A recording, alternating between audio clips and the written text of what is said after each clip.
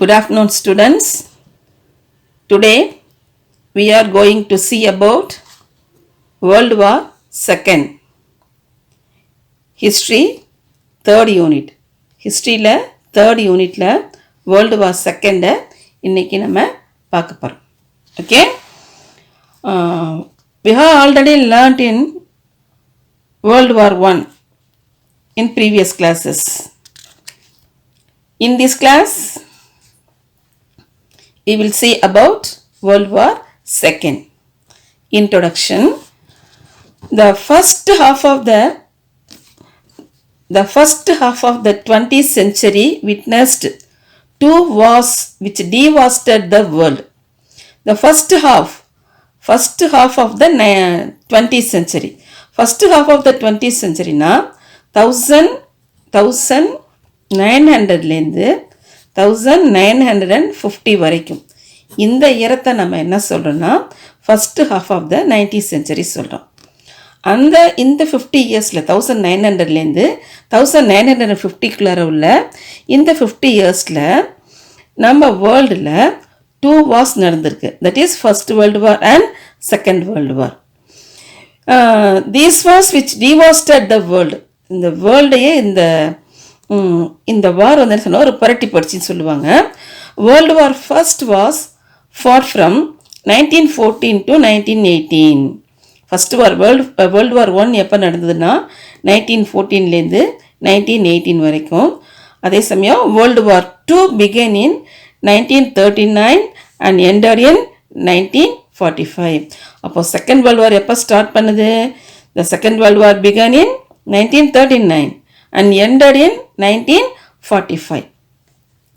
While the world at large had experienced many wars, these two wars are referred to as world wars because of the extent and areas of the conflict and the very high death of toll of civilians as well as armed combatants. இந்த வாரத்தான் இந்த 2 world war 1ஐயும் world war 2 இந்த 2 வாரையும் நம்ம என்ன சொல்கிறாங்கன்னா, எவ்வளவோ வார் நடந்திருந்தாலும் இந்த 2 வார்லேயும் வேர்ல்டில் உள்ள நிறைய கண்ட்ரிஸ்லாம் பார்ட்டிசிபேட் பண்ணதுனால இதை வேர்ல்டு வார்னு சொல்கிறோம். அது மட்டும் இல்லாமல் இந்த வார்னால் நிறைய லாஸ் ஆச்சு. எப்படின்னா வெரி ஹை டெத் ஆஃப் சிவிலியன்ஸ்னால் காமன் பீப்புள், மக்கள் இருக்காங்க இல்லையா, நாட்டில் உள்ள மக்கள் இருக்காங்க இல்லையா, காமன் பீப்புள் இருக்காங்க இல்லையா, அவங்க நிறைய பேர் என்ன இருக்காங்கன்னா டெத் ஆகிருக்கிறாங்க. அது மட்டும் இல்லாமல் ஆர்ம்டு காம்படன்ஸ்னால் ஆர்மியில் அந்த போரில் ஈடுபடுறாங்க இல்லையா சோல்ஜர்ஸு, அவங்களும் நிறைய பேர் டெத் ஆகிருக்கிறாங்க. Both wars were fought on several fronts across. எங்கெல்லாம் நடந்திருக்குன்னா நிறைய இடங்களில் இந்த வார் நடந்திருக்குது. எங்கன்னு பார்த்தீங்கன்னா Europe, Asia and Africa. In both wars, இந்த 2 வாரும் த கம்பைன்ட் ஃபோர்ஸஸ் ஆஃப் யாரெல்லாம் ஃபைட் பண்ணாங்கன்னா 2 குரூப்பாக, கண்ட்ரிஸில் 2 குரூப்பாக பிரிஞ்சு ஃபைட் பண்ணுது. ஒன்று பார்த்தீங்கன்னா Great Britain, France, Russia and United States. Great Britain, France, Russia and United States இவங்க ஒரு குரூப். இந்த குரூப் யாருக்கு அகைன்ஸ்டாக இவங்களுக்கு அகைன்ஸ்டாக ஃபைட் பண்ணுறவங்க யாருன்னா ஜெர்மனி மட்டும் கிடையாது, இவங்களுடைய அலைஸ் கண்ட்ரிஸ். இவங்களுடைய அலைஸ்னால் இவங்கள்ட்ட கூட்டில் இருக்கிறவங்க யாருன்னா ஃப்ரெண்ட்ஷிப்பாக இருக்கிறவங்க யாருன்னா ஜெர்மனி கூட இட்டாலியும் ஜப்பானும். இவங்க தான் இந்த வேர்ல்டு வார் செகண்டில் மெயினாக இருந்து ஒருத்தருக்கு ஒருத்தர் அகைன்ஸ்டாக ஃபைட் பண்ணிகிட்ருக்குறாங்க. ஓகே, இந்த வாருக்கான காசஸ்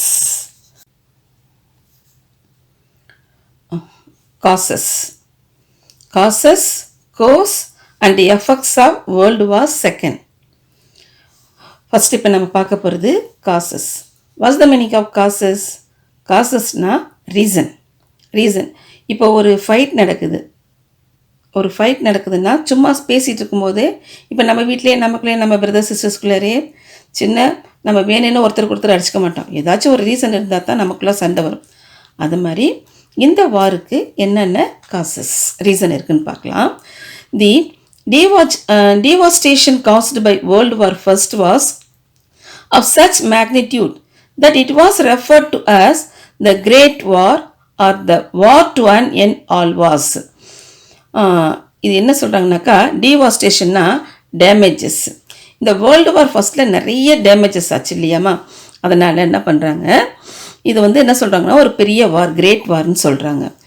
இந்த பெல்லிகிரன் நேஷன்னா த்ரெட்டனிங் நேஷன் எஸ்பெஷலி யாருன்னா அவங்க அலைஸ்னா யார், பிரிட்டன், ஃப்ரான்ஸு, ரஷ்யா, இவங்க தான் Alice countries.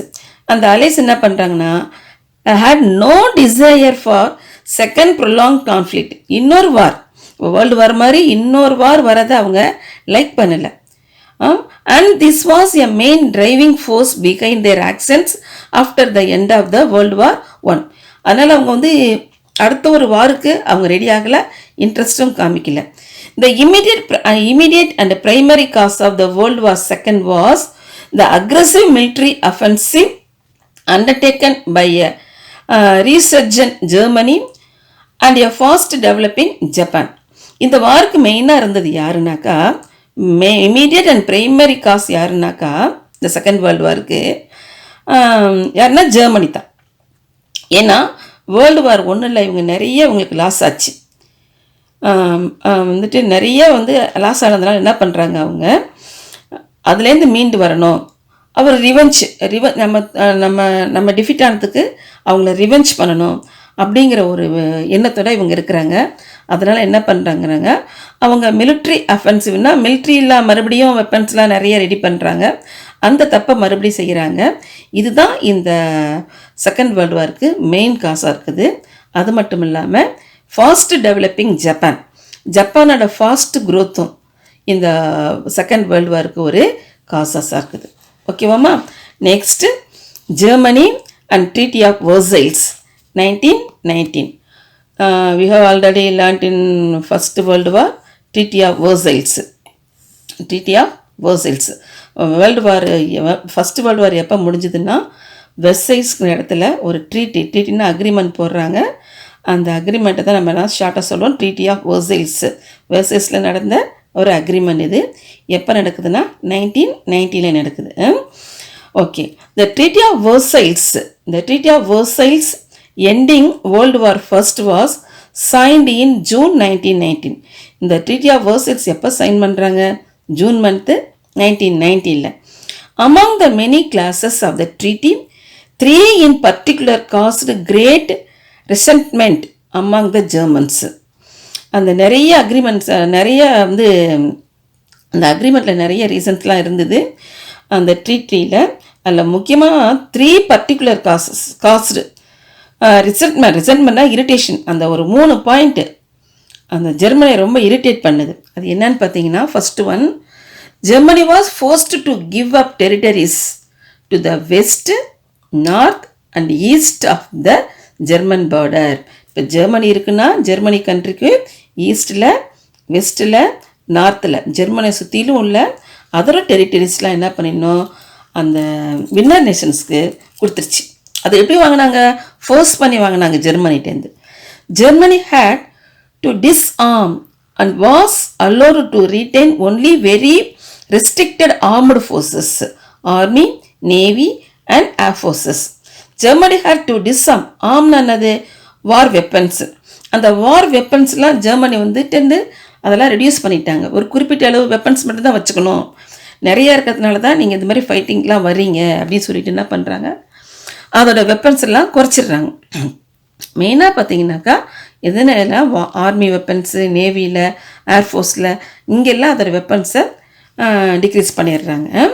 As reparation for the war, Germany was expected to pay for the military and civilian cost of the war to the allied nations. Compensation கொடுக்கணும். அந்த வாருக்கு மெயினாக first world வாருக்கு main reason யாருன்னா Germany தான். அதனால் என்ன பண்ணாங்க, ஜெர்மன்ட்டு நிறைய ஆர்மமெண்ட்டை அதோட வெப்பன்ஸ் எல்லாம் ரெடியூஸ் பண்ணாங்க, அதோட ஏரியாவெல்லாம் கேப்சர் பண்ணிக்கிட்டாங்க. அது மட்டும் இல்லாமல் என்ன பண்ணாங்க, ரெப்பரேஷன், அந்த டேமேஜஸ்க்கெலாம் அந்த வாரில் என்னென்ன நஷ்டங்கள் ஏற்பட்டதோ அதுக்கெல்லாம் வந்து காம்பன்சேஷன் கேட்குறாங்க, பணம் கேட்குறாங்க, அந்த நஷ்டத்துக்கு உண்டான பணத்தை கேட்குறாங்க. ஓகேவா. இது வந்துட்டு இந்த செகண்ட் வேர்ல்டுக்கு ஒரு ஒன் ஆஃப் த காசாக இருக்குது, மெயின் காசாக இருக்குது. Next failure of League of Nations. Next one, failure of League of Nations. The treaty also set up the League of Nations, was we have seen in lesson 1 on the initiative of president Woodrow Wilson of the United States. அதாவது இந்த League of Nation ஒரு start பண்ணாங்க after the end of the treaty of Versailles. அந்த war முடிஞ்சோன்னே அக்ரிமெண்ட்டில் sign பண்ணதுக்கப்புறம் Woodrow Wilson தான் motivate பண்ணுறாரு. இந்த மாதிரி இது ஒரு one of the organisation UNO மாதிரி இந்த லீக் ஆஃப் நேஷன் ஒரு சர்வதேச சங்க இயக்கம் சொல்லுவாங்க. அது இதை ஸ்டார்ட் பண்ணுறாங்க.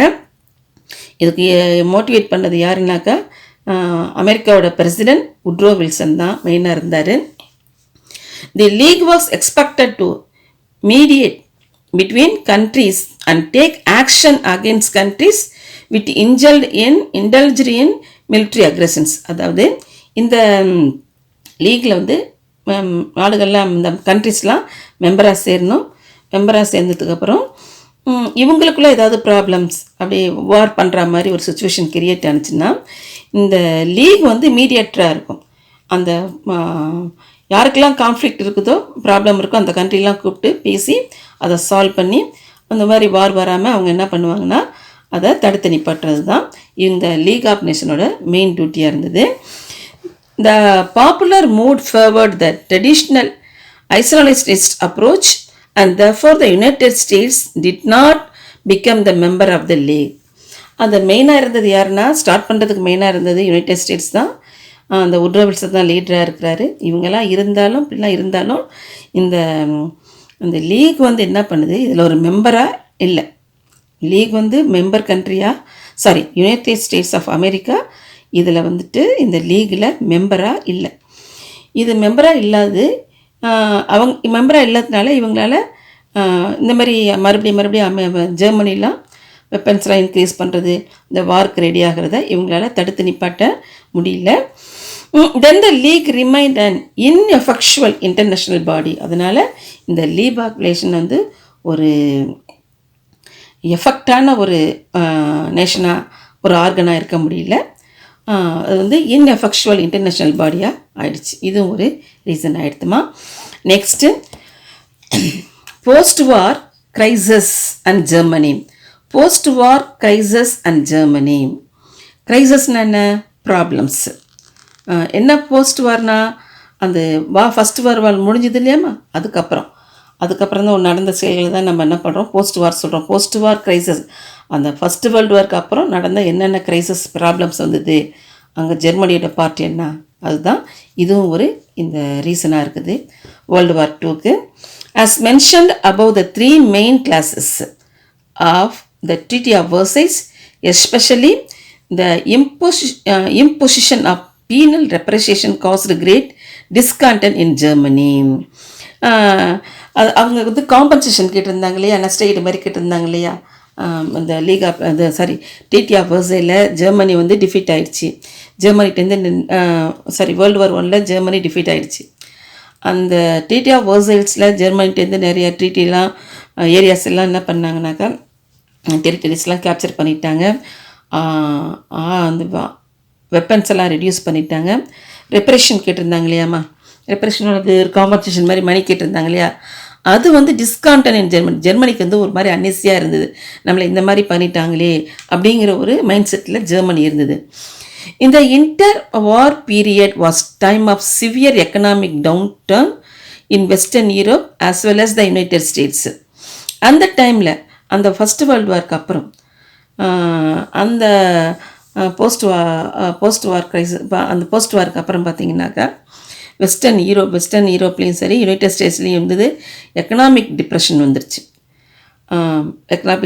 வந்தது. அதாவது பணப்பற்றாக்குறை, ஒரு எக்கனாமிக்கில் வந்து ஒரு மந்தமான சுச்சுவேஷன் வந்தது. Britain was facing massive unemployment and its economy was nearly crippled by the general strike of 1926. அந்த பிரிட்டனும் வந்து இந்த பிரிட்டன்லேயும் எக்கனாமிக் டிப்ரெஷன் வந்தது. நிறைய பேர் வேலை இல்லாமல் இருக்கிறாங்க. இந்த மாதிரி சுச்சுவேஷன் தான் யூஎஸ்ஏலையும் சரி பிரிட்டன்லேயும் சரி இருக்குது. The United States was faced with a great depression after 1929. The problems which many countries faced in the post world war first decades. டீகேட்னா 10 years. 1918 உங்களுக்கு ஃபஸ்ட்டு வேர்ல்டு வார் முடியுது. 1918 ஃபஸ்ட்டு வேர்ல்டு வார் முடியுது. அடுத்து பார்த்திங்கன்னா 1929 டிப்ரெஷன் வந்துருச்சு.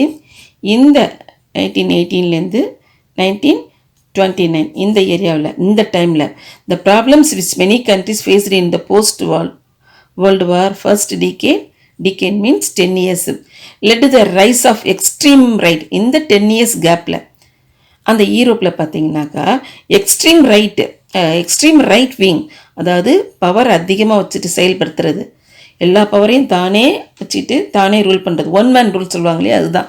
அது என்ன சொல்கிறோம், டிக்டேட்டர்ஷிப். எங்கெல்லாம் வந்தது இந்த 10 years கேப்பில்? இந்த டிக்டேட்டர்ஷிப் எங்கெல்லாம் வந்ததுன்னா இட்டாலியிலையும் ஜெர்மன்லேயும் ஸ்பெயின்லேயும். இந்த டிக்டேட்டர்ஷிப்பை நம்ம என்ன சொல்கிறோம், சர்வாதிகாரம், ஒன்மன். அவங்க வச்சது தான் சட்டம், அது சொல்கிறத உடனே கேட்கணும், இல்லைன்னா சிவியராக பனிஷ்மெண்ட் கிடைக்கும். அதுதான் நம்ம என்ன சொல்கிறோம், டிக்டேட்டர்ஷிப் சொல்கிறோம். இட்டாலியில் யார், முசோலினி இருக்கிறாரு. முசோலினி இட்டாலியில் டிக்டேட்டர்ஷிப் கொண்டு வர்றாரு. ஜெர்மனியில் ஹிட்லரு, அதேமாதிரி ஸ்பெயினில் ஃப்ராங்கோ அப்படின்றவர் தான் என்ன பண்ணுறாங்க, இந்த 10 years கேப்பில் அந்த ஏரியாலெல்லாம் டிக்டேட்டர்ஷிப் டெவலப் ஆகுது. Germany experienced both high unemployment and severe inflation after the war. அதாவது ஜெர்மனியில் பார்த்தீங்கன்னா இந்த டைமில் அன்எம்ப்ளாய்மெண்ட், அவங்க தான் ரொம்ப நஷ்டத்தை சந்தித்தாங்க இல்லையா, அங்கே வேலையில்லா திண்டாட்டம் அதிகமாக இருக்குது. சிவியர் இன்ஃப்ளேஷன், அவங்க பணத்துக்கு மதிப்பே இல்லாமல் ஒரு தாழ்வு நிலைக்கு அவங்க போய்கிட்டு இருக்காங்க ஆஃப்டர் த வார்க்கு அப்புறம். And its currency became particularly worthless. அவங்க கரன்சிக்கு அந்த வேல்யூவே இல்லாமல் போயிடுச்சு, மதிப்பே இல்லாமல் போயிடுச்சு. There are several pictures of the 1920s when ordinary people had to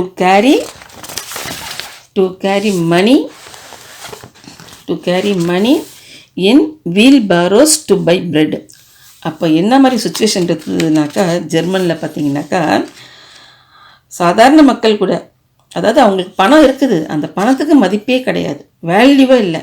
ஒரு சாதாரண ப்ரெட்டு வாங்குறதுக்கு ஒரு வண்டி நிறைய பணத்தை எடுத்துகிட்டு போகிறாங்க, ஒரு வண்டி நிறைய பணத்தை அள்ளிட்டு போய் ப்ரெட் வாங்க போகிறாங்க. ரீட் பண்ணுறேன் பாருங்கள். When ordinary people had to carry, ordinary people என்ன பண்ணுறாங்க, carry money in a wheelbarrows to buy bread, பணம் வாங்க, ப்ரெட்டு வாங்க பணத்தை அள்ளிட்டு போகிறாங்க. ஓகேவா? இந்த மாதிரி சுச்சுவேஷன் ஒரு பணத்துக்கே மதிப்பில்லாத ஒரு நிலைமை, வேலை இல்லாமல் மக்கள் கஷ்டப்படுறது, இதெல்லாம் ஜெர்மனில் இருந்துகிட்ருக்குது. இது இந்த வேர்ல்டு வார்க்கு, செகண்ட் வேர்ல்டு வார்க்கு ஒரு மெயின் ரீசனாக இருக்குது. நெக்ஸ்ட் ரீசன்னு பார்த்தீங்கன்னா the rise of Adolf Hitler. இந்த டைமில் யார் அங்கே ரைஸ் ஆகுறாங்கன்னா அடால்ஃப் ஹிட்லர் வராரு. அடால்ஃப் ஹிட்லர் அவர் ஃபஸ்ட் வேர்ல்டு வார்லேயே பார்ட்டிசிபேட் பண்ணார்.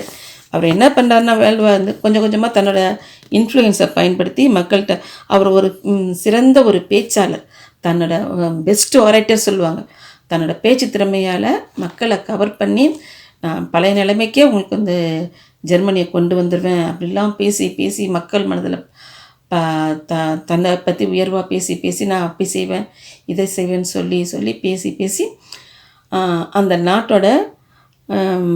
நாட்டையே தான் கண்ட்ரோல் கொண்டு வந்துடுவார்.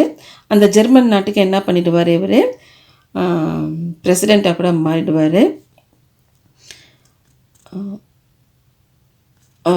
டிக்டேட்டர்ஷிப்பை கொண்டு வராருமா. அங்கே ஜெர்மனிக்கு என்ன கொண்டு வராருன்னா டிக்டேட்டர்ஷிப்பை கொண்டு வரார் அவர். Adolf Hitler was able to exploit the general discontent among the Germans. அதாவது ஜெர்மன் பீப்புளெலாம் என்ன பண்ணியிருக்காங்க, ரொம்ப ஒரு கவலையில் இருக்கிறாங்க, ஒரு டிப்ரெஷனில் இருக்கிறாங்க. நம்ம நாடு இந்தமாரி போயிடுச்சு, வேலை இல்லை, சாப்பாடு இல்லை, பணத்துக்கு மதிப்பில்லைன்னு கஷ்டப்பட்டுருக்கும்போது அதை எக்ஸ்ப்ளாய்ட் பண்ணுறேன்னா அந்த ஒரு மக்களுடைய மனநிலையை பயன்படுத்துகிறார். யார் பயன்படுத்துகிறாரு? Adolf Hitler. Gifted with great oratorical skills, he was able to sway the people by his impassioned speeches. மக்களை கவர் பண்ணுற மாதிரி பேசுவார், அவங்க மனசை அப்படியே மாற்றுற மாதிரி பேசுவார். Promising a return to the glorious military past of Germany. பழைய ஜெர்மனியை, முன்னாடி இருந்த ஜெர்மனியை, வார்க்கு முன்னாடி நம்ம எப்படி இருந்தோமோ அதே மாதிரி ஒரு ஜெர்மனியை நான் கொண்டு வருவேன்னு சொல்கிறாரு. He founded the National Socialist Party. புதுசாக ஒரு கட்சி ஆரம்பிக்கிறாரு. அந்த கட்சி பேர் என்ன? National Socialist Party. அந்த நேஷ்னல் சோஷியலிஸ்ட் பார்ட்டி தான் ஷார்ட்டாக என்ன சொல்லுவாங்கன்னா த நாசிஸ். நாசிஸ்னா that expansion National Socialist Party. The fundamental platform on which Hitler built his support was the nation of the radical superiority of the Germans as a pure Aryan race and a deep-seated hatred of the Jews. இங்கே ஒரு difference காமிக்கிறார், மக்கள்கிட்ட காமிக்கிறார். யாரே? இந்த Hitler. என்ன காமிக்கிறாரு பாருங்கள், racial இன வேறுபாடு, மக்கள்கிட்டே ஒரு ரேஷியல் டிஸ்கிரிமினேஷன் கொண்டு வரார். எப்படி பார்த்தீங்கன்னா, சுப்பீரியாரிட்டி பீப்புள் யாருன்னா ஜெர்மன் தான் superiority people. Superiority of the Germans as a pure. அவங்க யாருன்னாக்கா ஆரியன் ரேஸ். ஜெர்மனில் உள்ள மக்கள் ஆரியன் ரேஸு. அவங்க ஆரியன் ரேஸ் தான், ஆரிய இன மக்கள் தான் சுப்பீரியாரிட்டி பீப்புள் அப்படின்னு சொல்கிறாரு. அதே மாதிரி பார்த்திங்கன்னா ஹேட்ரட் பீப்புள், அவர் யாரை பிடிக்கலைன்னாக்கா அவருக்கு இந்த ஹிட்லர் யாரை வெறுக்கிறாருன்னா ஜியூஸ்னா இந்த யூதர்கள், இவங்கள வெறுக்கிறார். அப்போது இவங்க ஆரியன் ரேஸில் உள்ளவங்க சுப்பீரியர் பீப்புள், இன்ஃபீரியர் யாருன்னா Jews. Hitler came to power in 1933 and ruled Germany till 1945. எப்போ ஜெர்மனியை கேப்சர் பண்ணுறாருனா 1933க்கு ரூல் பண்ண வராரு. 1933 ரூல் பண்ண வராரு. எது வரைக்கும் ரூல் பண்ணுறாருனா 1945, end of the world war second. அந்த வேர்ல்டு வார் முடியும் போது இவர் டெத்துக்கு அப்புறம் தான் வேர்ல்டு வார் டக்குன்னு முடிச்சிடும். ஓகேவா? Then in direct contribution of the clauses of the Treaty of Versailles, Hitler began to rearm Germany. The direct contravention of the clauses of the Treaty of Versailles. அந்த Treaty of Versaillesல என்ன பண்ணியிருக்காங்க, ஆர்ம்ஸ்லாம் increase பண்ணக்கூடாது, reduce பண்ணி தான் வச்சுருக்கணும் சொல்லி லிமிட்டடாக கொண்டு வந்தாங்க இல்லையா, அதை என்ன பண்ணுறாரு, நெக்லெக்ட் பண்ணிடுறாரு. அந்த ட்ரீட்டியில் சைன் பண்ணதை மீறி என்ன பண்ணுறாரு, செயல்பட ஆரம்பிக்கிறாரு. யாருன்னா ஹிட்லர்.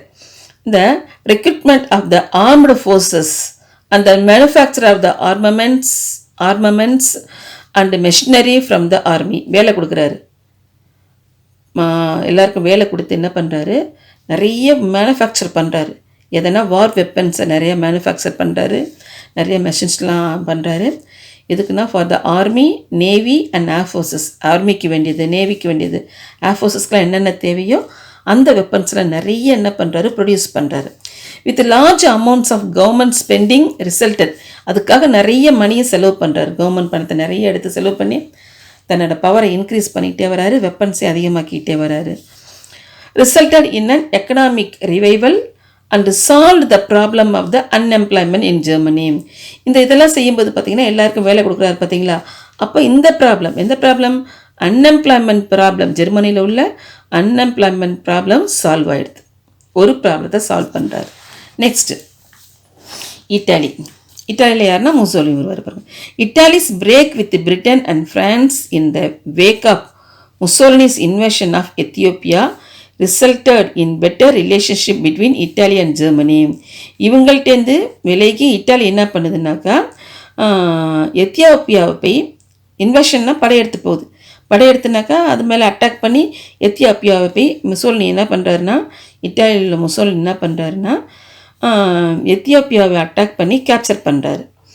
அதனால் இவருக்கு யாருடைய ஃப்ரெண்ட்ஷிப், இந்த முசோலினிக்கு யாரோட ஃப்ரெண்ட்ஷிப் கிடைக்குதுன்னாக்கா, யாரோட ஃப்ரெண்ட்ஷிப் கிடைக்குது, ஹிட்லரோட ஃப்ரெண்ட்ஷிப் கிடைக்குது.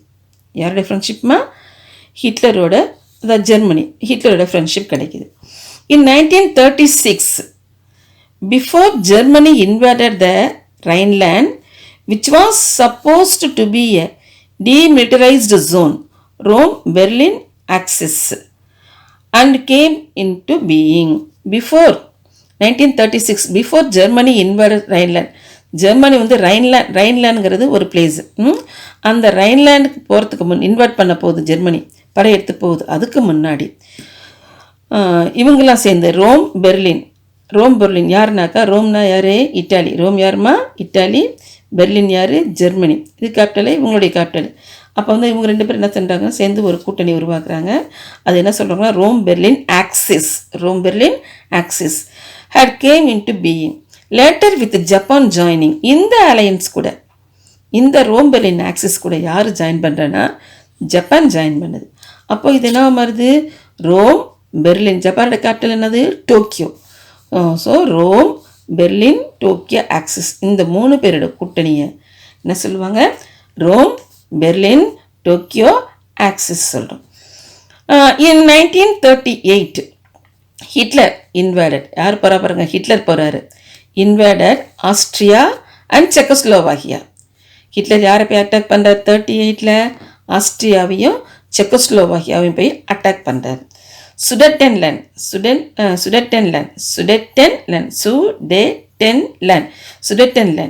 இது எங்கே இருக்குன்னா, சுடெட்டன்லேண்ட் எங்கே இருக்குன்னா செக்கோஸ்லோவியாவில் உள்ள ஒரு நாடு. செக்கோஸ்லோவியாவில் உள்ள ஒரு நாடு எது? சுடெட்டன்லேண்ட்.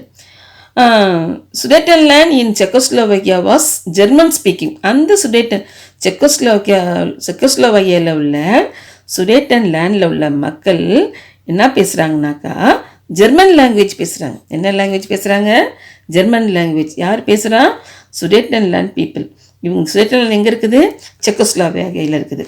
என்ன பேசுகிறாங்க? சுடெட்டன்லேண்ட் மக்கள் என்ன பேசுகிறாங்க? German speaking. And Hitler's claim. Hitler என்ன சொல்கிறாரு? எங்கள் லாங்குவேஜை பார்க்குறதெல்லாம் நாடெல்லாம் எங்கள் கூட தான் இருக்கணுங்கிறார். German speaking. And Hitler's claim was that the German speaking people should be united into one nation. நம்மெல்லாம் ஒன்றா சேர்ந்துருக்கணும், நம்ம ஜெர்மன் லாங்குவேஜ் பேசுகிறதெல்லாம் ஒரே நாடாக இருக்கணும் அப்படின்னு சொல்கிறாரு. ஓகே, தென் அலைஸ்னா யார்? அலைஸ்னா யாருமா? Britain, France, Russia. ஓகேவா? அலைஸ் அண்ட் நான் இன்டர்வென்ஷன்னா ஒரு நாட்டில் போய் அங்கே என்ன பிரச்சனைனாலும் தலையிடுறத இன்டர்வென்ஷன் சொல்லுவாங்க. நான் இன்டர்வென்ஷன்னா எதையுமே தலையிடாமல் இருக்கிறது, எதுலேயும் ஒரு இன்ட்ரெஸ்ட் காமிக்காமல் ஈடுபடாமல் இருக்கிறதா நான் இன்டர்வென்ஷன் சொல்கிறோம். There were also acts of aggression by Italy and Japan. Italy Japan என்ன பண்ணுது? There were also acts of aggression by Italy and Japan. இவங்களுக்குள்ளாரே யாருக்குள்ளாரே ஒரு அக்ரெஷன் இருக்குது? இட்டாலிக்கும் ஜப்பானுக்குள்ளாருமே இவங்களுக்குள்ளாரே ஒரு அக்ரெஷன் இருக்குது. Italy invaded. இட்டாலி எங்கே போகுதுன்னா எத்தியோப்பியா போய் கேப்சர் பண்ணுது. Italy invaded Ethiopia in 1935 and Albania in 1939. எத்தியோப்பியானா அது ஒரு கண்ட்ரி, அல்பேனியா ஒரு கண்ட்ரி. இட்டாலி எத்தியோப்பியா எப்போ அட்டாக் பண்ண இன்வைட் பண்ணி படையெடுத்து போகுதுன்னா கேப்சர் பண்ண 1935, அல்பேனியாவுக்கு 1939 போகுது. Emperor Haile Selassie the emperor Haile Selassie of Ethiopia. எத்தியோப்பியோட எம்பரர் பேர் என்னென்னா Haile Selassie. Appeal to the League of Nations. இவர் எப்போ என்ன பண்ணுறாரு? லீகில் போய் கம்ப்ளைண்ட் பண்ணுறாரு. யார் எந்த எம்பரர்மா? Ethiopia emperor. எத்தியோப்பியா அட்டாக் பண்ண யார் போகிறா? இட்டாலி. அதனால் இட்டாலி என்ன அட்டாக் பண்ண வருது, எங்களை அட்டாக் பண்ண வருதுன்னு போய் லீகில் போய் கம்ப்ளைண்ட் பண்ணுறாரு. But got no help. யார் ஹெல்ப் பண்ணலை? லீக். இந்த ஈஸ்ட்னாது இந்த ஈஸ்ட், இங்கே இந்த ஈஸ்ட் ஜப்பான். இந்த east Japan was pursuing its policy of military expansions. அங்கே அது என்ன பண்ணுது? ஜப்பான் என்ன பண்ணுது? ஈஸ்டில் ஜப்பான் என்ன பண்ணுது? அது தன்னுடைய மிலிட்ரியை எக்ஸ்பேண்ட் பண்ணிகிட்டு இருக்குது. இன் 1931 ஜப்பான் இன்வேடட் மஞ்சூரியா. ஜப்பானுக்கு பக்கத்தில், சைனாவுக்கு பக்கத்தில் மஞ்சூரியா இருக்குது. ஜப்பான் இன்வேடட் மஞ்சூரியாவுக்கு போகுது. And in 1937 it invaded China. First எங்கே போகுது? மஞ்சூரியாவுக்கு போகுது. 37 வந்து 31 மஞ்சூரியா போய் அட்டாக் பண்ணுது ஜப்பான். 37 சைனாவுக்கு வருது, invaded China and seized Beijing. பீஜிங்னா என்னது? சைனாவோட கேபிட்டல் சிட்டி. பீஜிங் சொல்லலாம், பெய்ஜிங் சொல்லலாம், பீஜிங்னு சொல்லலாம், பெய்ஜிங் சொல்லலாம், சைனாவோட capital. All these were ignored by the allies. இதிலெல்லாம் எதுலேயுமே இந்த மாதிரி சுச்சுவேஷன் நடந்துட்டு இருக்கும்போது அந்த அலைஸ் வந்து எதுலேயுமே கண்டுக்காமல் இருக்கிறாங்க, தலையிடவே இல்லை. And League of Nations was unable to take any action. League of நேஷனும் சரி, அந்த அலைஸ் கண்ட்ரிஸும் சரி, இதில் அவங்க தலையிடவே இல்லை. இதெல்லாம் நடந்த இவங்க அந்த டைமில் காமாக இருந்துகிட்ருக்காங்க. In spite of all these manifestations of military activity by Germany, Italy and Japan, Britain and France continued to be non-interventionist. இட்டாலியும் சரி, ஜப்பானும் சரி, ஜெர்மனியும் சரி, இப்படி ஒவ்வொரு நாடாக அட்டாக் பண்ணி கேப்சர் பண்ணிகிட்டே வராங்க. இந்த டைமில் பிரிட்டனும் ஃப்ரான்ஸும் நான் இன்டர்வென்ஸ்னால் எதையுமே தலையிடாமல் அமைதியாக இருக்கிறாங்க. The mood in Britain was not in favour of starting another war. இவங்க இந்த மைண்டில் இருக்கிறாங்க. இவங்க பிரிட்டனோட மூடு எப்படி இருக்குது? ஃபஸ்ட்டு வேர்ல்டு வார் போயிட்டு அப்போ தான் நிறைய லாஸ் ஆகி இருக்கிறாங்க இல்லையா, இன்னொரு வார் வேணாம் அப்படின்னு இருக்கிறாங்க.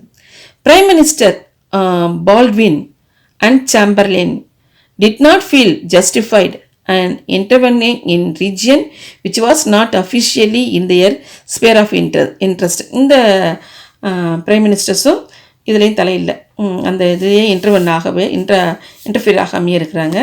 The United States was totally indifferent to the outside world. Totally indifferent outside worldனா இது இந்த கண்ட்ரிஸாவது இங்கே இருக்குது, எல்லாமே யூரோப்பில் இருக்குது. இவங்க எல்லாருமே இங்கே இருக்கிறாங்க. இது டோட்டலி இன்டிஃப்ரெண்ட்னா இந்த யூஎஸ் எங்கே இருக்குது? இங்கே இருக்குது.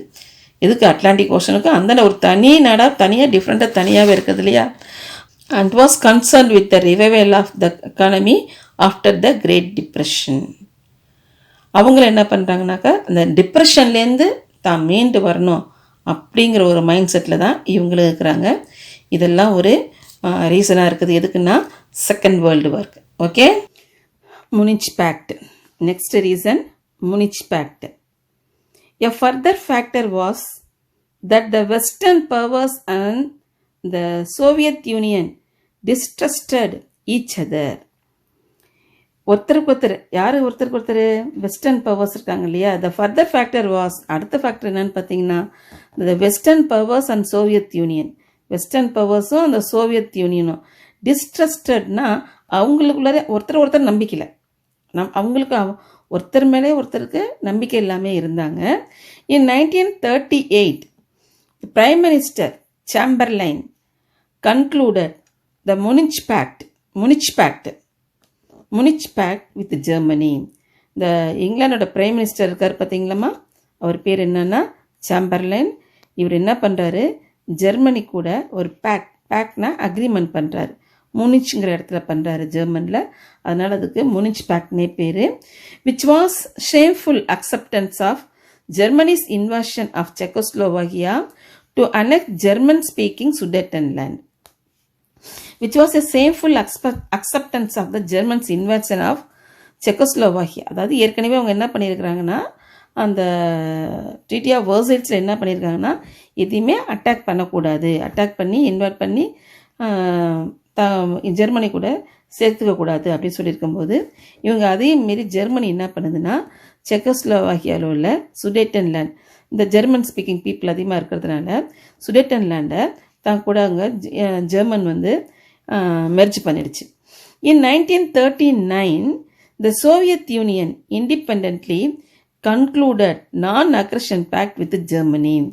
இண்டிபெண்ட்டாக 1939 போய் இண்டிபெண்ட்டாக அந்த சோவியத் யூனியன் போய் என்ன பண்ணுதுன்னா, ஜெர்மனி கூட நான் அக்ரஷன் பேக்ட், நாங்களும் உங்களை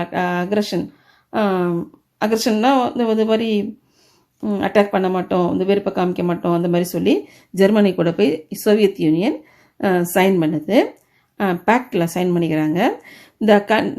த continued positivity of allies and the reluctant of start building up their armies were also contributory cause of the extended scale of the World War II. இதெல்லாம் மீறி என்ன பண்ணுதுனாக்கா, இந்த ஜெர்மனி என்ன பண்ணுதுன்னா, start building up their armies, தன்னோட ஆர்மியை எந்த பேக்டையும் மதிக்காமல் அதை கண்டுக்காமல் என்ன பண்ணுது, இந்த ஜெர்மனி என்ன பண்ணுதுன்னா, தன்னோட ஆர்மியை இன்க்ரீஸ் பண்ணிகிட்டே போயிட்டு இருக்குது. இது இந்த வேர்ல்டு வார் செகண்டுக்கு ஒரு மெயின் ஸ்கேலாக இருக்குது. Though Hitler gave an assurance in Munich Pact that Germany would not attack any other country, this was broken immediately. Though Hitler gave an assurance in Munich Pact, என்ன பண்ணியிருக்குது, ஒரு assurance கொடுத்துருக்கு, Hitler கொடுத்துருக்கிறாரு. என்ன கொடுத்துருக்காரு, Germany would not attack any other, எந்த கண்ட்ரியும் attack பண்ண மாட்டோம் அப்படின்னு சொல்லியிருக்கிறாரு. அதை broken immediately, அதை மீறி செயல்படுறாரு. In 1939 he invaded செக்கோஸ்லோவாகியா. எங்கே போகிறாரு, 1939 செக்கோஸ்லோவாகியாவுக்கு போகிறாரு. Poland was அட்டாக்ஸ்ட். நெக்ஸ்ட் அடுத்து என்ன பண்ணுறாரு, போலந்து அட்டாக் பண்ணுறாரு. And this was the final act which resulted in the declaration of war by Britain and France against Germany. இந்த எல்லா அக்ரிமெண்ட்டையும் மீறி 1939 என்ன பண்ணுறாரு, ஹிட்லர் போய் செக்கோஸ்லோவாகியா அட்டாக் பண்ணுறாரு, அடுத்தது போலந்து போய் அட்டாக் பண்ணுறாரு. இப்படி ஒவ்வொரு கண்ட்ரியும் அட்டாக் பண்ணிட்டு வரும்போது இதை பார்த்துட்டு அந்த பிரிட்டனும் ஃப்ரான்ஸும் என்ன பண்ணுறாங்க, வார் டெக்ளேர் பண்ணுறாங்க. யாருக்கு அகெயின்ஸ்டா? ஜெர்மனிக்கு அகெயின்ஸ்டா வார் டெக்ளேர் பண்ணுறாங்க. In Britain prime minister Chamberlain resign in 1940. அந்த பிரிட்டிஷ் பிரைம் மினிஸ்டர் சாம்பர்லைன் என்ன பண்ணிக்கிறாரு, தன்னோட பதவியை ரிசைன் பண்ணிடுறாரு 1940. அண்ட் வின்ஸ்டன் சர்ச்சில், அடுத்த பிரைம் மினிஸ்டராக யார் வராருன்னா வின்ஸ்டன் சர்ச்சில் வராரு. இவர் யார்? Who had always warned about Hitler. அவர் எப்போ பார்த்தாலும் ஹிட்லர் என்ன பண்ணிகிட்டே இருப்பார், இந்த வின்ஸ்டன் சர்ச்சில் வார்ன் பண்ணிகிட்டே இருப்பார். Who had always warned about Hitler and his military ambitions became prime minister. அவங்க மிலிட்ரி எக்யூப்மெண்ட்ஸ்லாம் இன்க்ரீஸ் பண்ணிட்டு ஒவ்வொரு ஏரியாவை கேப்சர் பண்ணுறதெல்லாம் தப்பு, அதாவது ஜெர்மனியை பண்ணுற செயலாம் வான்மன் தப்பு செய்கிறீங்கன்னு சொல்லிகிட்டே இருப்பார். அவர் தான் நெக்ஸ்ட்டு. இது வரைக்கும் நம்ம என்ன பார்த்தோம், நம்ம அந்த வாருக்கான காசஸ் பார்த்தோம், ரீசன் பார்த்தோம். அந்த செகண்ட் வேர்ல்டு வாருக்கு என்னென்ன ரீசனுங்கிறத நம்ம பார்த்தோம். இப்போ next we will see course of the world war second. கோர்ஸ்னால் என்னது? போர் எப்படிலாம் நடந்தது, எங்கெல்லாம் நடந்தது, இதை பற்றி படிக்கிறது தான் course of the world war. Nature of the war, இந்த வார் எப்படி நடந்துச்சு இதை பற்றி பார்க்க போகிறேன். இப்போது world war second was fought on 2 distinct fronts, Europe and Asia Pacific. 2 இடத்துல மெயினாக நடந்துச்சு இது இந்த வேர்ல்டு வார் செகண்ட். ஒன்று எங்கன்னு பார்த்தீங்கன்னாக்கா யூரோப், இந்த ஏரியாவில் ஒன்று இந்த யூரோப்பில் நடந்தது. இன்னொன்று பார்த்தீங்கன்னா ஏசியா பசிபிக், பசிபிக்கில் இந்த ஜப்பான் இருக்கு இல்லையா, அதனால் இந்த ஏரியாவில் இந்த பசிபிக் ஓஷனில் இந்த ஜப்பான் இருக்கிற இந்த ஏரியாவில் நடந்தது. மெயினாக இந்த 2 ஏரியாவிலையும் தான் இந்த வேர்ல்டு வார் செகண்ட் நடந்தது. ஒன்று பார்த்தீங்கன்னா Europe, another one Asia Pacific. In Europe the war was fought by the allies against Germany and Italy. alliesனா யாருன்னு பார்த்தீங்கன்னாக்கா Britain, France, then Soviet Union, இந்த ரஷ்யா, இவங்கெல்லாம் சேர்ந்துட்டு இவங்க தான் நம்ம என்ன சொல்கிறோம் அலைஸ் கண்ட்ரிஸ். அலைஸ்னால் பிரிட்டன், ஃப்ரான்ஸு, ரஷ்யா, இதை நம்ம என்ன சொல்கிறோம் அலைஸ். இவங்க யாருக்கு அகேன்ஸ்டாக இருக்கிறாங்கனாக்கா ஜெர்மனி அண்ட் இட்டாலி. இவங்க கூட யார் சேருவாங்கனாக்கா ஜப்பான் சேரும். ஏசியா பசிபிக்லேருந்து யார் சேருவாங்கனாக்கா ஜப்பான் சேரும். ஓகேவாம்மா? இந்த Pacific the allies of the fought Japan. Then World War II was a modern war fought with a heavy military equipment such as tanks, submarines, battleships, aircraft carriers, fighter planes and bomber planes. அதாவது இது என்ன சொல்கிறாங்கனாக்கா modern military எக்யூப்மெண்ட்லாம் use பண்ணாங்க இந்த world war செகண்டில். என்னென்ன use பண்ணாங்க? டேங்க்ஸ்லாம் இந்த பீரங்கி சொல்கிறோம் இல்லையா அது, சப்மரைன் ஷிப்ஸு, பேட்டில் ஷிப்ஸு, போர்க்கப்பல்கள், aircraft carriers, fighter planes, then bomber பிளேன்னா பாம் பிளாஸ்ட் பண்ணுற plane. This involve a very large resource base since all this equipments needed to be manufactures. இதுக்கெல்லாம் என்ன பண்ணணும்னா இதெல்லாம் மேனுஃபேக்சர்ஸ் பண்ணி இந்த எக்யூப்மெண்ட்லாம் மேனுஃபேக்சர் பண்ணுறதுக்கு நிறைய ரிசோர்ஸஸ் வேணும். அதுக்காக என்ன பண்ணுறாங்க, நிறைய மணியை செலவு பண்ணி அதெல்லாம் ப்ரொடியூஸ் பண்ணி வச்சுருந்தாங்க ஒவ்வொரு கண்ட்ரியுமே. there had to be raw materials, manufacturing capacity and technical inputs to improve the military hardware. தன்னுடைய திறமை அனைத்தையும் டெக்னிக்கல் இன்புட்ஸு, தன்னுடைய கெப்பாசிட்டி எல்லாத்தையுமே யூஸ் பண்ணி இந்த எக்யூப்மெண்ட்ஸ்லாம் செஞ்சு வச்சுருக்காங்க. This was an expensive and prolonged war of attritions. Then outbreak of the இது எல்லாமே நேச்சர் ஆஃப் த வாரில் வரும். அடுத்தது பார்த்திங்கன்னா அவுட்பிரேக் ஆஃப் வார். அதாவது வார் ஸ்டார்ட் பண்ண ஆரம்பிச்சிச்சு. Britain and France declared war on Germany. பிரிட்டனும் ஃப்ரான்ஸும் டெக்ளர்னா அனௌன்ஸ் பண்ணுறாங்க, வார் அனௌன்ஸ் பண்ணுறாங்க, உங்கள் மேலே நாங்கள் ஃபைட் பண்ண வரோம் அப்படின்னுட்டு ஜெர்மனிக்கிட்ட சொல்கிறாங்க. Britain and France declared war on Germany in September 1939. எப்போ அனௌன்ஸ்மெண்ட் கொடுக்குறாங்க? 1939 ஜெர்மனிக்கு அனௌன்ஸ்மெண்ட் கொடுக்குறாங்க. In June 1940 Italy join Germany.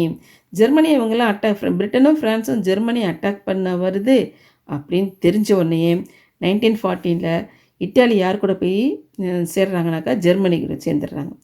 அதே மாதிரி September 1940 Japan also join the axis power. Japan என்ன பண்ணுது? இந்த ஆக்சிஸ் பவருக்குள்ளே போய் join பண்ணிக்குது. There was little action immediately after the declaration of war. Britain had already begun to build up its military capabilities and all young men were conscripted for military duty. ஏற்கனவே already began to build up its military weapons அது எல்லாமே Britain ரெடியாக வச்சுருக்குது. அது மட்டும் இல்லாமல் அங்கே உள்ள அந்த பிரிட்டனில் உள்ள யங்மேன் எல்லாரையும் எதுக்குனாக்கா வாரில் பார்ட்டிசிபேட் பண்ணுறதுக்கு இன்டியூஸ் பண்ணி வச்சுருக்குறாங்க. இந்த first years of the war were a time of spectacular success of the Germany army which occupied. அதாவது ஸ்டார்டிங்கில் இனிஷியல் ஸ்டேஜில் யார் வின் பண்ணுறானாக்கா ஜெர்மனி வின் பண்ணிகிட்டே வருது. எதெல்லாம் ஆக்குபை பண்ணிக்கிறாங்க? டென்மார்க் ஆக்குபை பண்ணிடுறாங்க, and Norway and later France. Denmark, Norway, France இதெல்லாம் என்ன பண்ணிடுறாங்கன்னா ஜெர்மனி ஆக்குபை பண்ணிடுது. By 1941 all of mainland Europe till the Russian frontier was under the Axis powers. Axisனா யாருன்னா ஜெர்மனி, இட்டாலி, ஜப்பான் இவங்க கண்ட்ரோலில் யூரோப்பில் உள்ள மெயின்லேண்ட் ஃபுல்லாகவும் அதேமாதிரி ரஷ்யாவில் பார்டர் ஏரியா எல்லாமே இந்த ஆக்சிஸ் பவர் கண்ட்ரோலில் வந்துடுது. இந்த ஜெர்மனி என்ன பண்ணுது பாருங்கள், இந்த ஜெர்மன் ஆர்மி ஃபாலோடிய டாக்டிக் ஆஃப் லைட்னிங் ஸ்ட்ரைக், என்ன சொல்லுவாங்கன்னா பிளிட்ஸ் கிரீக் சொல்லுவாங்க, to storm into various countries and overrun them. இந்த வாரில், இந்த செகண்ட் வேர்ல்டு வாரில் ஜெர்மனி இந்த மாதிரி ஃபைட் பண்ணுது. லைட்னிங் ஸ்ட்ரைக்கை ஃபாலோ பண்ணுறாங்க. லைட்னிங் ஸ்ட்ரைக்கை என்ன சொல்லுவாங்கன்னா பிளிட்ஸ் கிரீக் அப்படி சொல்லுவாங்க. அதாவது மின்னல் வேக தாக்குதல். என்னன்னு சொல்லுவாங்கம்மா? மின்னல் எப்படி வரும்? வானத்தில் அப்படி வந்துட்டு உடனே மறைஞ்சிடும் இல்லையா? அந்த மாதிரி எப்படி வந்து அட்டாக் பண்ணுறாங்கன்னே தெரியாது. டக்குன்னு வந்து மின்னல் வரா மாதிரி வந்து அட்டாக் பண்ணுவாங்க. அதனால் என்ன சொல்கிறாங்க? லைட்னிங் ஸ்ட்ரைக் அப்படி சொல்லுவாங்க. அந்த பிரிட்டிஷ் ராயல் நேவி, இந்த பிரிட்டிஷ் ராயல் நேவின்னு என்னது? கப்பல் படை. Royal Navy continue to be the most powerful among the European naval forces and ensured that a seaborne invasion of Britain was not possible. இந்த British Royal Navy continue to be the most powerful among the, அதாவது யூரோப்பில் உள்ள எல்லா கண்ட்ரியும் விட பிரிட்டிஷ்காரங்கள்ட்ட தான் அந்த naval power, இந்த கப்பல் படை இருக்கு இல்லையா, ரொம்ப ஸ்ட்ராங்காக இருக்கும். அதில் அவங்கள அடிச்சுக்கவே முடியாது, அந்தளவுக்கு பவர்ஃபுல்லாக இருப்பாங்க. சி வழியாக வந்து, அதாவது ஜெர்மன் நினைக்கிது சி வழியாக போய் நம்ம என்ன பண்ண முடியாது, இந்த பிரிட்டிஷை அட்டாக் பண்ண முடியாது, அவங்களுக்கு அது வாய்ப்பே இல்லை. However Britain depend on a large scale. Germany தான் முடிவு பண்ணுது. இப்போ வந்து பிரிட்டனை போய் அட்டாக் பண்ணும், சி வழியாக போய் அவங்கள ஒன்றுமே பண்ண முடியாது. இப்போ என்ன பண்ணலாம் அப்படின்னு யோசிக்குது. However Britain depended on large scale imports of food, raw materials and industrial goods by sea from its empire and the US. அதாவது இவங்கள்ட்ட வார் வெப்பன்ஸ், அது நேவல் பவர் எல்லாமே அதிகமாக இருந்தாலும் இவங்க என்ன பண்ணுறாங்க, தனக்கு வேண்டிய food, raw materials, industrial goods இதெல்லாம் இம்போர்ட் பண்ணுறாங்க. இம்போர்ட்னா யூஎஸ்லேருந்து தான் நாட்டுக்கு வாங்குகிறாங்க. அப்போ யூஎஸ்லேருந்து என்ன பண்ணுது, கப்பலில் தான் இந்த மெட்டீரியல்ஸ்லாம் இங்கிலாண்டுக்கு வருது. அப்போ ஜெர்மனி என்ன பண்ணுது, அதை அட்டாக் பண்ணுவோம், அவங்களுக்கு வர வேண்டிய ஃபுட்டு, இந்த இண்டஸ்ட்ரியல் மெட்டீரியல்ஸ் எல்லாத்தையும் நம்ம போய் வர விடாமல் பண்ணுவோம் அப்படின்னு முடிவு பண்ணி to attack this Germany developed a fleet of submarine which cause ஹவோக்னா டேமேஜ் பண்ணுது. எதை யூஸ் பண்ணி? அந்த ஷிப்பில், இந்த இங்கிலாண்டுக்கு ஷிப்பில் வருது பார்த்தீங்களா, அந்த குட்ஸ்லாம் வருது பார்த்தீங்களா, அந்த ஷிப்பெல்லாம் டேமேஜ் பண்ணுது. எப்படின்னா சப்மரைனா நீர்மூழ்கி கப்பல் மூலியமாக அந்த கப்பல் வந்து தண்ணிக்கடியிலே போகும். ஷிப்பு போய் இந்த குட்ஸ்லாம் வர பொருள்லாம் வர ஷிப்பை என்ன பண்ணுது, ட்ரான் பண்ணிடுது, மூழ்கடிச்சிடுது. மூழ்கடிச்சு பெரிய ஹேவக்னா டேமேஜை உண்டாக்குது. யாருக்கு டேமேஜ் உண்டாக்குது? இங்கிலாண்டுக்கு. எஸ்பெஷலி இந்த அட்லாண்டிக் ஓஷன், எந்த ஏரியாவில்? அதுவும் அட்லாண்டிக் ஓஷனில். By sinking a large number of civilian ships. அது மட்டும் இல்லாமல் சிவிலியன் ஷிப்னா குட்ஸ் ஷிப்பு மட்டும் இல்லை, சிவிலியன் ஷிப்புனா மக்கள் வராங்களே ட்ராவல் பண்ணுறாங்களே அந்த ஷிப்பும் சப்மரைன் பண்ணுது. Carrying supplies to Britain. பிரிட்டனுக்கு எதுவுமே வராமல் இந்த மாதிரி டேமேஜஸை இப்போ யார் ஏற்படுத்துகிறாங்கன்னா ஜெர்மன் பிரிட்டனுக்கு உண்டாக்குது இல்லையா. இம்பார்ட்டன்ட் ஈவெண்ட்ஸ், முக்கியமான ஈவெண்ட்ஸ் என்னென்னு பாருங்கள். டங்க்ரிக், டங்க்குங்கிற ஒரு பிளேஸ் இது. இன் மே 1940 more than 300,000 British and the French soldiers were forced back to the beaches in Dunkirk. டங்க்ரிக் இடத்துலேருந்து 300,000 பிரிட்டிஷ் ஃப்ரெஞ்சு சோல்ஜர்ஸை அந்த இடத்த விட்டு அந்த டங்க்ரிக் பீச் பக்கத்துலேருந்து அங்கேருந்து போக சொல்கிறாங்க. வெளியில் போயிடுங்கன்னு அனௌன்ஸ்மெண்ட் கொடுக்குறாங்க. தோ தேவர் அண்டர் த ஹெவி ஃபயர். அப்போ வந்து ஜெர்மன் வந்து அட்டாக் பண்ணுது. ஃபயர்னு என்னது வந்து அந்த துப்பாக்கி சூடு நடத்திட்டு இருக்குது. ஹெவி அந்த பீரங்கி வச்சுட்டுலாம் அவங்க வந்து ஃபயர் பண்ணிகிட்டு இருக்கிறாங்க. There was no all out attack by the Germans and 338,000 men were rescued by the British by calling on all men who had boats and small ships which could be put to use. அதாவது என்ன தெரியுமா British வந்து announcement கொடுக்குது அங்குள்ள அந்த பீச்சஸில் உள்ளவங்கள்ட்ட இல்லைன்னா நீங்கள் எப்படியா தப்பிச்சு போயிடுங்க, அங்கேருந்து ரெஸ்கியூ பண்ணுவோம், அங்கேருந்து இங்கே போயாகணும், முதல்ல எப்படி தப்பிச்சிருங்க, எப்படி போக சொல்லுவாங்க, உங்களுக்கு என்ன கையில் கிடைக்குதோ போட்டா ஸ்மால் ஷிப்பாக எது கிடச்சாலும் அதில் ஏறி அந்த இடத்த விட்டு போயிடுங்க, ஏன்னா அங்கே ஹெவியாக ஃபயர் பண்ணுறாங்க, அங்கேருந்து தப்பிச்சு போயிடுங்கன்னு சொல்லி இங்கிலாண்டு அனௌன்ஸ்மெண்ட் கொடுக்குது. இந்த ஃப்ரெஞ்சு சோல்ஜர்ஸ், அந்த ஃப்ரெஞ்சு சோல்ஜர்ஸ் ஃபார்ம், அப்போ அங்கே உள்ள ஃப்ரெஞ்சு சோல்ஜர்ஸ் சேர்ந்து என்ன பண்ணுறாங்கன்னா ஒரு ஆர்மி ஃபார்ம் பண்ணுறாங்க. Formed the nucleus of the free French army. அதுக்கு லீடர் யார் பார்த்தீங்கன்னா General de Gaulle. General de Gaulle, கலேங்கிறவர் அதுக்கு லீடராக இருக்கிறாரு. Britain would have found it difficult to regroup if so many of her soldiers had been lost at இவங்களால் group ஃபார்மில் என்னென்னாக்கா அங்கே நிறைய பேரில் ட்ரங்க்ரீக்கில் இவங்க நிறைய சோல்ஜர்ஸ் வந்து லாஸ்ட் ஆகிறாங்க. Battle of Britain. அடுத்தது என்ன பண்ணுறாங்க, எந்த இடத்துல நடக்குதுன்னா பேட்டில்னா போர்க்களம், பிரிட்டனில் சண்டை நடக்குது இல்லையா, வார் நடக்குது பிரிட்டனில். By 1940 it was feared that the Germans were planning to invade Britain. 1940 it was feared that யாருக்கு ஃபியர் ஆகுது, பயமாக இருக்குது பிரிட்டிஷ்க்கு. ஏன்னா the Germans were planning to invade Britain. ஜெர்மன்க என்ன பண்ணுவாங்க, இந்தியா இது பிரிட்டனுக்குள்ளே இன்வைட் பண்ணிடுவாங்க அப்படிங்கிற ஃபியர் யாருக்கு இருக்குன்னா பிரிட்டனுக்கு இருக்குது. Hitler wanted to force Britain. Hitler wanted to force Britain to accept his proposal for peace by a prolonged airborne bombing campaign. அதாவது என்ன பண்ணுறாருன்னா இவங்க அப்போ தான் ஒரு முடிவுக்கு வருவாங்க, பிரிட்டிஷ் வந்து ஒரு முடிவுக்கு வரும், ஒரு ப்ரொப்போசலுக்கு வருவாங்க, அப்படி அப்போ பீஸ்க்கு வருவாங்க, நம்மள்ட்ட பேச வருவாங்கன்னு சொல்லிட்டு பாம்பிளாஸ் பண்ணிக்கிட்டே இருக்காங்க கண்டினியூஸாக. எங்கே பண்ணுறாங்கன்னாங்க ஜெர்மன்காரன் வந்து என்ன பண்ணுறான், பிரிட்டிஷ் மேலே பாம்பிளாஸ் பண்ணிக்கிட்டே இருக்கான். The German air force began to attack specific target. முதல்ல என்ன பண்ணுறாங்கனாக்கா the German air force began to attack specific target. முக்கியமான பிரிட்டிஷோட முக்கியமான இடங்கள்ல என்ன பண்ண பாம்பு பிளாஸ்ட் பண்ணி அந்த இடத்தெல்லாம் என்ன பண்ணணும், டெஸ்ட்ராய் பண்ணணும்னு முடிவு பண்ணுறாங்க. எஸ்பெஷலி முதல்ல எதுக்கெல்லாம் பாருங்கள், எஸ்பெஷலி போர்ட்னா தெரியும், ஹார்பர்ஸ் துறைமுகம் இல்லையா, அது ஏர்ஃபீல்ட்ஸ், ஏர்க்ராஃப்டில் ஏரோப்ளைன்லாம் இருக்கிற இடம், and industrial area, port, airfields, industrial installation, இந்த இடத்தெல்லாம் ஃபஸ்ட்டு டெஸ்ட்ராய் பண்ண முடிவு பண்ணிவிட்டு அங்கெல்லாம் பிளாஸ்ட் பண்ணுறாங்க. In September 1940 London was bombed mercilessly. இரக்கமே இல்லாமல் மெர்சியஸ்னால் கருணையே இல்லாமல் இரக்கமே இல்லாமல் என்ன பண்ணுறாங்க, லண்டன் மேலே பாம் பிளாஸ்ட் பண்ணிக்கிட்டே இருக்காங்க. And action known as the Blitz, அதுக்கு என்ன சொல்லுவாங்க, பிளிட்ஸ்ன்னு சொல்லுவாங்க.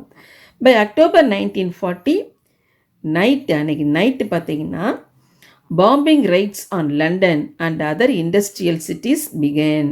நைட்டில் வந்து ஸ்டார்ட் பண்ணுறாங்க பாம் பிளாஸ்ட் பண்ணுறதுக்கு, பாம் ரைட் பண்ணுறாங்க. This combine failed because with the aid of the newly developed and top secret device radar கருவி சொல்லுவாங்க இல்லையாம்மா, எப்படின்னாக்கா இவங்க பாம் பிளாஸ்ட் பண்ணிகிட்டே இருக்காங்க இல்லையா, இவங்க ஒரே கன்ஃபியூஷனாக இருக்கிறாங்க. அந்த டைமில் இதை எப்படி ஸ்டாப் பண்ணுறது முடிவு பண்ணிவிட்டு திடீர்னு ஒரு எய்ட் கண்டுபிடிச்சிட்டாங்க புதுசாக. அது என்னென்னா ரேடார். ரேடார் கருவினா அப்போ ஜெர்மனோட ஏர்ஃபோர்ஸ் அங்கே வருதுன்னா அதை இங்கேருந்தே இந்த ரேடார் மூலயமா அவங்க பார்த்துருவாங்க இல்லையா, அது மாதிரி. சீக்ரெட் டிவைஸ், இந்த டிவைஸ் யாராலும் கண்டுபிடிக்க முடியாது. அந்த சீக்ரெட் டிவைஸ் இவங்க பிரிட்டிஷ்காரன் கண்டுபிடிச்சிருக்காங்க. For detecting aircraft while still at A distance. இவங்களுடைய ஏர்ஃபோர்ஸு, ஜெர்மனுடைய ஏர்ஃபோர்ஸ் தூரத்தில் வரும்போதே இவங்க இங்கேருந்து பாயிண்ட் என்ன பண்ணுவாங்கனாக்கா, இங்கேருந்து என்ன பண்ணுவாங்கன்னா, இந்த fighter planes of the Royal air force were able to inflict severe loss on the German bombers. அதை வந்து டெஸ்ட்ராய் பண்ணுவாங்க. இங்கேருந்து இவங்க பாம்பு பண்ணி அந்த அப்படியே இந்த இவங்க அட்டாக் பண்ண வராமல் பண்ணுவாங்க. அதே சமயம் ஜெர்மனில் வந்து நிறைய இடத்த பாம் பிளாஸ்ட் பண்ணிடுறாங்க. The rise stopped after October 1940. இது எப்போ முடியுதுன்னா, இந்த மாதிரி இந்த பாம் பிளாஸ்ட் பண்ணுறது 1940 முடியுது. Saluting the bravery of the Royal Air Force, Churchill said. அவங்க ரொம்ப என்ன பண்ணுறாரு, சர்ச்சில் என்ன பண்ணுறாரு, தன்னோட ஸ்பீச்சில் அவங்கள வந்து ரொம்ப அப்ரிஷியேட் பண்ணி பாராட்டுறாரு. The Germans dropped their plans to invert Britain. இப்போ தான் முடிவு பண்ணுறாங்க, ஜெர்மனி ரேடார் யூஸ் பண்ணதுக்கப்புறம் ஜெர்மன் முடிவு பண்ணுறான், இனிமேல் நம்ம வந்து ட்ராப்டு தேர் பிளான்ஸ், இதை என்ன பண்ணணும், நம்ம ஸ்டாப் பண்ணிக்கணும் முடிவு பண்ணுறாங்க. To invert Britain because of the failure of the air battle. Air வழியாக ஷிப்பு மூலயமா, அதாவது ஏரோப்ளேன் மூலயமா பிரிட்டனை அட்டாக் பண்ணி நம்ம இன்வெர்ட் பண்ண முடியும், நம்ம கேப்சர் பண்ண முடியுங்கிறது நடக்காத ஒரு செயல் முடிவு பண்ணிக்கிறாங்க. யாருன்னா இந்த ஜெர்மன்ஸ். இது வந்து என்னதுன்னா கோர்ஸ் ஆஃப் த வாரில் இது வந்து பிரிட்டனில் நடந்த ஒரு இன்சிடென்ட். இது இதோட இன்னைக்கு கிளாஸை நம்ம முடிச்சுக்கலாம். Today's class is over. Rest of the lesson I will continue tomorrow. Okay? Thank you, students.